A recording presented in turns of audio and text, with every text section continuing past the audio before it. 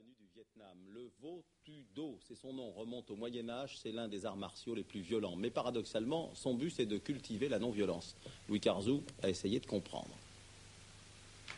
Une séance de Vo-Tu-Do, cela commence par 1 heure d'exercice. Un échauffement indispensable avant d'apprendre à frapper avec les mains, les pieds, les coudes, les genoux ou même les tibias. Bref, c'est pas un sport de filles. Non, c'est pas macho ni rien. C'est pas... Toutes les filles peuvent venir, il n'y a pas de problème. On prend pas trop de coups? Si un peu, mais c'est pas trop violent. Mentalement, ça apporte beaucoup, ça permet un beaucoup plus grand contrôle de soi. Et alors maintenant, vaut mieux pas vous embêter dans la rue? Non, vaut mieux pas, non.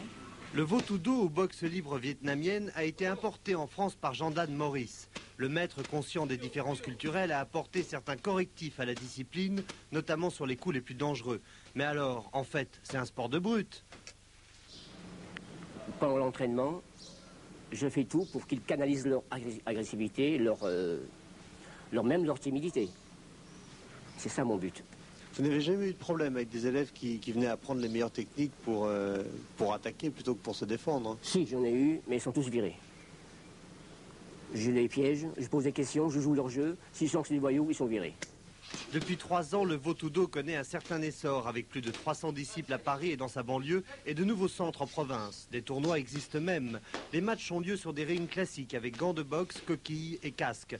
Mais ce sont des compétitions réservées aux grands champions. J'ai gagné, mais bon, c'était mon premier combat, quoi. On a vachement peur, on est complètement bloqué.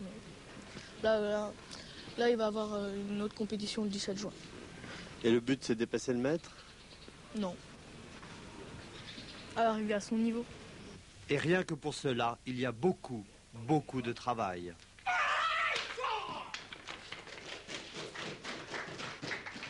Eh oui, on l'a vu, j'ai eu peur. Comme tous les